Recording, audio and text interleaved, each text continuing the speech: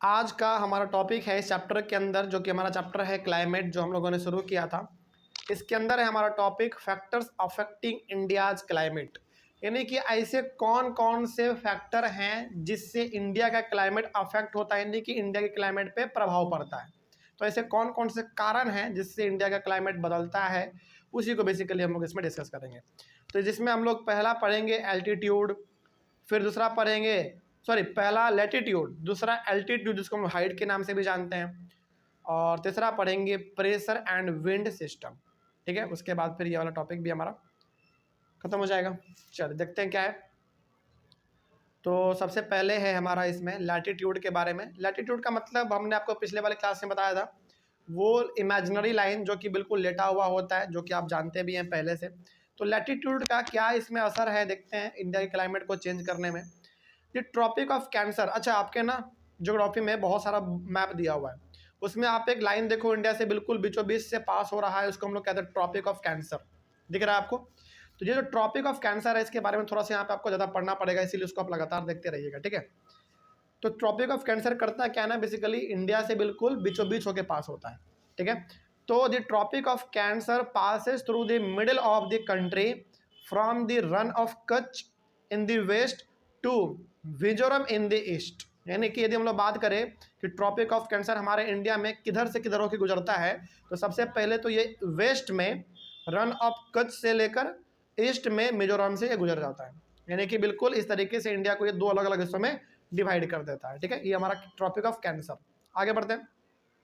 Almost half of the country lying south of the tropic of cancer belongs to the tropical area.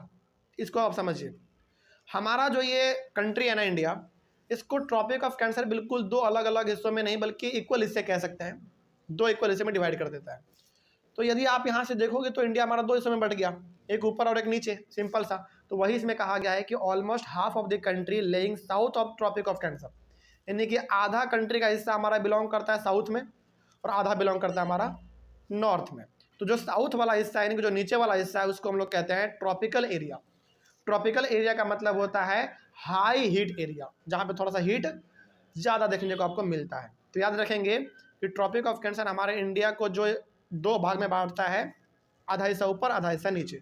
तो नीचे वाला हिस्सा हमारा चूँकि साउथ में पड़ रहा है, नीचे वाला मतलब साउथ, तो उसको हम लोग ट्रॉपिकल एरिया के नाम से भी जानते हैं। और उसका मतलब सिंपल सा, वहाँ पे थोड़ा सा आपको जो गर्मी है वो ज़्यादा देखने को मिलेगा। ठीक है, आगे बढ़ते हैं फिर। The remaining half part of the country lying north of the tropic of cancer, सही बात है, आधा जो बच गया वो हमारा ऊपर दिखता है आपको नॉर्थ में, बिलोंग टू दिस सब ट्रॉपिकल एरिया। और नॉर्थ वाले हिस्से को हम लोग सब ट्रॉपिकल एरिया कहते हैं। अच्छा, सब ट्रॉपिकल का मतलब होता है जहाँ पे हीट थोड़ा सा कम पड़ता हो। अच्छा, अब आपके मन में सवाल आया होगा ना कि सर नीचे वाला हिस्से को आपने कहा साउथ, और साउथ का हर स्टेट तो लगभग समुद्र के बगल में है, और हमको पता है कि समुद्र के बगल में ना ही ज़्यादा ठंडा होता है ना ही ज़्यादा गर्मी होता है। तो फिर आपने वहाँ पे क्यों लिखा very heat area, high heat area? इसलिए लिखा है ना क्योंकि आप ये भी तो देखो, नॉर्थ में हमारा क्या है, हिमालय, जम्मू कश्मीर, पहाड़ी इलाका। तो गर्मी और ठंडे का यदि हम कंपैरिजन करें तो ज़्यादा हीट आपको देखने को मिलता है साउथ में एज कम्पेयर टू नॉर्थ, क्योंकि नॉर्थ में तो आपको पूरा हिमालयन सिस्टम मिल जाता है पूरा, और वहाँ पे तो बड़े बड़े पहाड़ है, तो वहाँ पे ठंडा है ज़्यादा, इसीलिए हमने यहाँ पे लिखा है। तो आपको कोई कन्फ्यूजन नहीं है अब इसमें? चलिए, तो इस तरीके से हमारा हो गया। अगला, therefore India's climate has both features tropical as well as subtropical. तो कहने का मतलब है कि इंडिया के ऊपर दोनों प्रकार का प्रभाव देखने को मिल जाता है, ट्रॉपिकल और सब ट्रॉपिकल, मतलब ठंडा और गर्मी दोनों। तो ये हो गया हमारा लैटिट्यूड के बारे में। आगे बढ़ते हैं, अब है हमारा एल्टीट्यूड, यानी कि सिंपल सा हाइट के बारे में हम लोग बात करेंगे। देखो इसमें लिखा गया है, India has high mountains to the north which have an average height of about 6000 metres. हमारे इंडिया का जो नॉर्थ वाला हिस्सा है ना, वहाँ पे बहुत बड़े बड़े माउंटेन हैं, और वहीं पे हमारा पड़ता है हिमालय, है ना। और सारे पहाड़ का मिला के जो एक ऑन एन एवरेज हाइट है वो लगभग 6000 मीटर है। हालांकि आपको पता है कि इससे भी ज़्यादा माउंट एवरेस्ट का है, लेकिन पूरा एवरेज हम बता रहे हैं। एवरेज का मतलब होता है हाँ मोटा मोटी इतना, ठीक है। तो एवरेज इतना हाइट है इसका सभी पहाड़ का। आगे बढ़ते हैं। Also India has a vast coastal area to the south which have an average height of about 30 metres.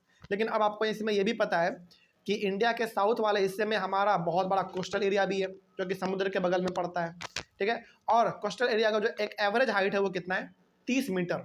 क्योंकि देखो साउथ इंडिया में ना ज़्यादा आपको पहाड़ देखने को नहीं मिलते हैं, वहाँ पे आपको कोस्टल एरिया ज़्यादा देखने को मिलता है, यानी कि समुद्र के बगल में जो एरिया है वो देखने को मिलता है, और उसका जो मैक्सिमम हाइट है, मतलब कि जो एक एवरेज हाइट है वो आपका 30 मीटर है। ठीक है, आगे high mountains prevent the cold winds from central Asia from entering into the country. देखो पहाड़ होने का ना हमारे पास दो बेनिफिट है, मतलब एक एडवांटेज है तो एक डिसएडवांटेज भी है। मैंने कि नॉर्थ में हमारे पास इतने बड़े बड़े हिमालय वाले पहाड़ हैं, इसका एक एडवांटेज और एक डिसएडवांटेज भी है। देखो बताते हैं। इसका एडवांटेज ये है कि ऊपर से जो भी ठंडा हवा आएगा, यानी कि चाइना के तरफ से, रसिया के तरफ से जो भी ठंडा हवा आएगा वो हमारे इंडिया में एंटर नहीं कर पाएगा। क्यों नहीं कर पाएगा? क्योंकि बहुत बड़े बड़े पहाड़ हैं, तो हमारे कंट्री में क्या उतना ठंडा कभी पड़ेगा? नहीं पड़ेगा, क्योंकि ठंडे वाले हवा को उन्होंने रोक दिया। ये एडवांटेज है। लेकिन डिसएडवांटेज क्या पता है?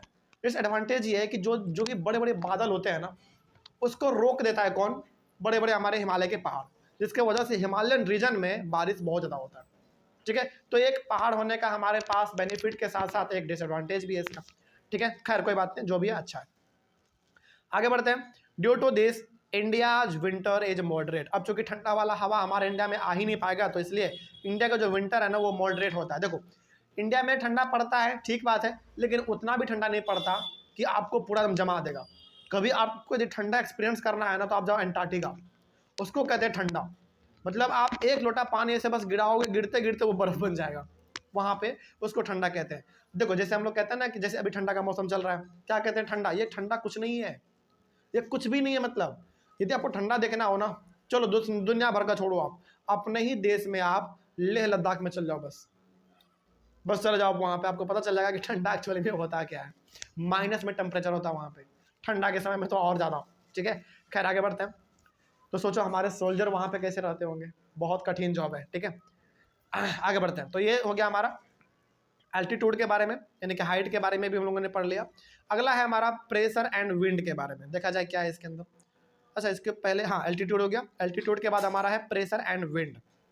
तो पहले पढ़ते हैं प्रेशर एंड सरफेस विंड के बारे में। इस हालांकि ये ना आप पहले से भी जानते हो, इसमें जो आपने पढ़ा है ना वही चीज़। देखो in summer wind blows from ocean to land because in summer land becomes very hot than ocean and the hotter air of land is lighter in weight so it goes up in the atmosphere।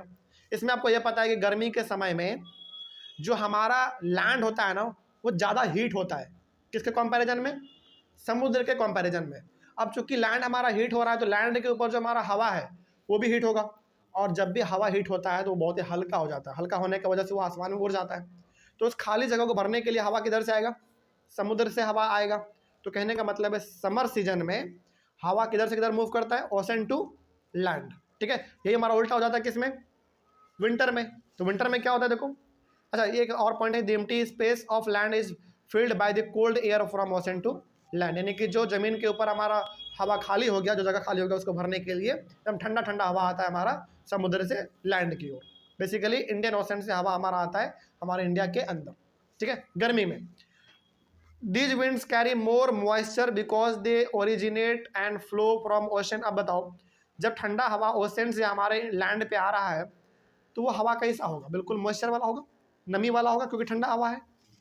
वही बात इसमें लिखा हुआ था, therefore they bring wide spread rainfall over India, over land of India. इसीलिए हम लोगों को बरसात भी देखने को मिलता है, क्योंकि देखो जब हवा आपका समुद्र से चलता है और आपके लैंड की ओर आता है तो वो हवा बेसिकली ठंडा हवा होता है। और जब ठंडा हवा जब एक जगह पे इकट्ठा होगा तो ऑब्वियस सी बात है बारिश तो होना बनता है। इसीलिए इंडिया के ऊपर आपको गर्मी के समय में कभी कभी बारिश भी देखने को मिल जाता है। आगे उसी प्रकार से इसका जो उल्टा आपका विंटर है। In winter wind blows from land to ocean because in winter season because in winter ocean becomes very hot than cold and hotter air of ocean is lighter in weight so it goes up in the atmosphere। Winter में क्या होता है? Winter में आपका जो ocean होता है ना वो ज़्यादा गर्म होता है एज कम्पेयर टू लैंड, तो उसका हवा ऊपर चल जाएगा। तो अब बताओ हवा किधर से किधर जाएगा? लैंड से ओशन की ओर जाएगा हमारा, ये ठंडे में होता है। The empty space of ocean is filled by the cold air from land to ocean.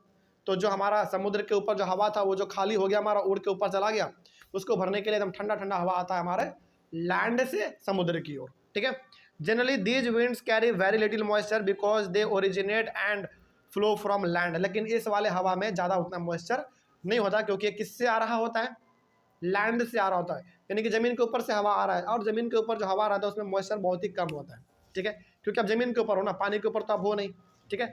Therefore they bring very little और नो रेनफॉल, इसीलिए उसमें बहुत ही कम या फिर ना के बराबर बरसात होता है, कोई दिक्कत नहीं इसमें।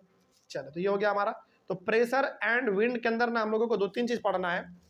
तो पहला आपने पढ़ा प्रेशर एंड विंड सरफेस, अगला अब आपको मिलेगा अपर एयर सर्कुलेशन, ठीक है। इसमें देखते हैं क्या लिखा हुआ है। इसमें पहले आप पढ़ो जेट स्ट्रीम क्या होता है, बहुत important.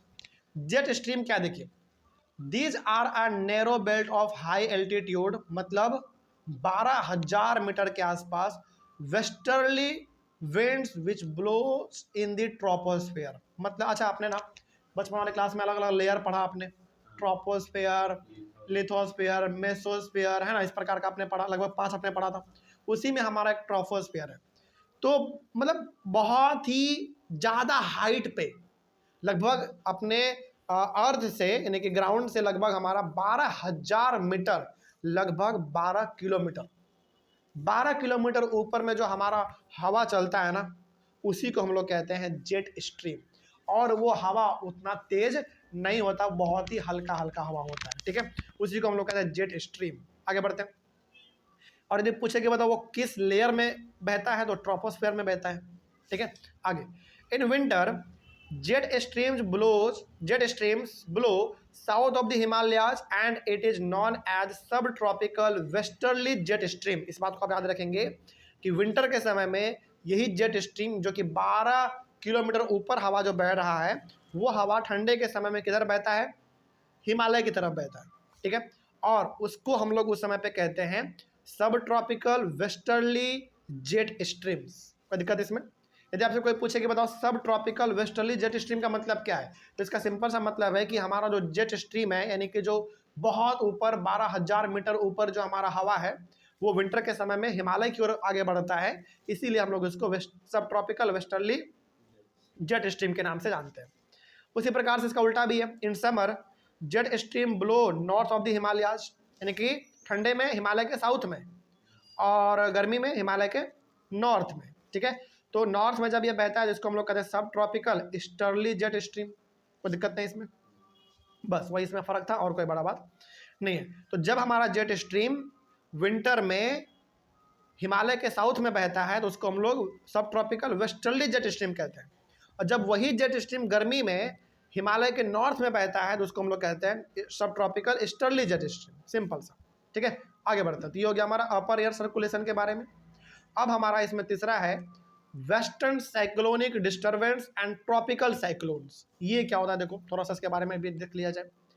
The western cyclonic disturbances are weather phenomena of the winter months brought in by the westerly flow from the Mediterranean region। अच्छा, यहाँ पे ना मेडिटेरियन रीजन क्या, देखो आपको पता है हमारे इंडिया में ना हवा जो है ना अलग अलग कंट्री से आता है। अब आप देखो, अब आप बाउंड्री तो बनाए नहीं हो कि हमारे इंडिया में नेपाल का हवा नहीं आ सकता, बांग्लादेश का हवा नहीं आ सकता है। तो वहीं पे हमारा जो मेडिटेरियन रीजन है ना, मेडिटेरियन रीजन का सिंपल सा मतलब आप समझो, जो अमेरिका तरफ का जो रीजन है, आप वर्ल्ड मैप आपके सामने लगा हुआ है, अमेरिका आपका बिल्कुल वेस्ट में पड़ता है, ठीक है, मतलब कि बहुत अमेरिका, वहीं पे आपका मेडिटेरियन रीजन भी लाई करता है। सोचो, वहाँ से ठंडा ठंडा हवा हमारे कंट्री में एंटर करता है, तो वही हमारा क्या है, मेडिटेरियन रीजन है। तो सिंपल सा कहने का मतलब है कि हमारे कंट्री में विंटर समय में खास करके ठंडा ठंडा हवा मेडिटेरियन रीजन से भी आता है, यानी कि अमेरिका वाले जगहों से भी हमारे यहाँ पे बहते बहते आता है। भाई हवा है, बह सकता है, आप उसको रोक तो नहीं सकते, ठीक है। आगे बढ़ते हैं फिर। They usually influence the weather of the north and north western regions of India. और वो जो हवा हमारे इंडिया में इंटर करता है ना, उसके वजह से हमारे इंडिया में वेदर में बदलाव हो जाता है। कहाँ पे, नॉर्थ और नॉर्थ वेस्टर्न में, क्योंकि उधर ही से आता है, तो सबसे पहले हमला कहाँ पे करेगा, नॉर्थ में ही करेगा, ठीक है। आगे बढ़ते हैं। उसके बाद tropical cyclones occur during the monsoon as well as in October November and are part of easterly flow.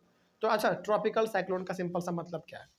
Simple सा मतलब यहाँ पे कहने का ये है कि हमारे कंट्री में ना जो धीरे धीरे हवा बहता है ठंडा वाला, जो कि अमेरिका की तरफ से आता है, हालांकि एग्जैक्ट अमेरिका नहीं होता है, उसी के आसपास वाले एरिया को हम लोग मेडिटेरियन रीजन कहते हैं। तो वहाँ से जो हमारा हवा आता है इंडिया में, तो अक्टूबर नवंबर के टाइम पे जो आता है वो मॉनसून के समय भी आता है, मतलब कि बारिश भी उसी वजह से हमारे यहाँ पे होता है। अब आप ये नहीं कह सकते हैं कि सर हमारे इंडिया में जो बारिश होता है क्या उन्हीं की वजह से होता है, क्या उधर से यदि हवा नहीं आएगा तो क्या बारिश हमारे इंडिया में नहीं होगा?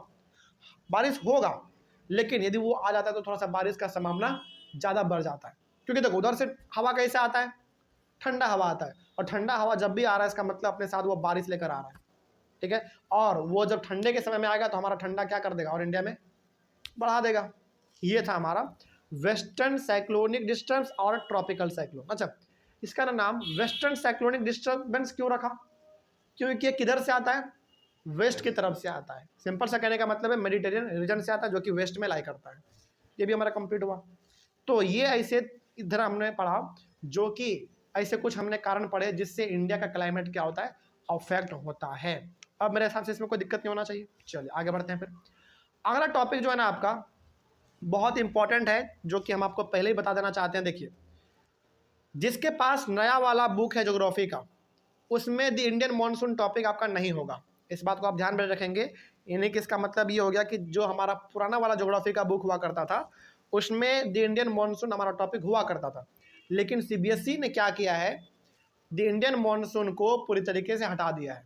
तो जिसके पास नया वाला एनसीईआरटी बुक है उसको तो सोचना ही नहीं है, उसमें द इंडियन मॉनसून वाला टॉपिक आपको मिलेगा भी नहीं, ठीक है।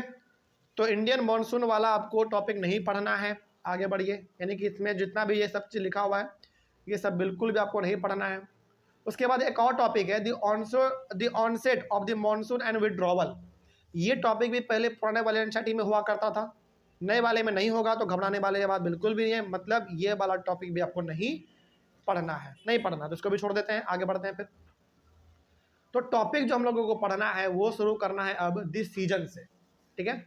तो जिसके पास नया वाला एनसीईआरटी बुक है उसको तो सोचना ही नहीं है, उनके लिए तो बिल्कुल ठीक है सब चीज़। तो पुराने वाले एनसीईआरटी बुक जिसके पास है तो बच्चे आप लोग इन दोनों टॉपिक को डिलीट कर लीजिएगा, ठीक है। ये आपके एग्जाम में नहीं पूछा जाएगा, और सीबीएसई के वेबसाइट से भी इसको हटा दिया गया है, ये आपको पढ़ना ही नहीं है।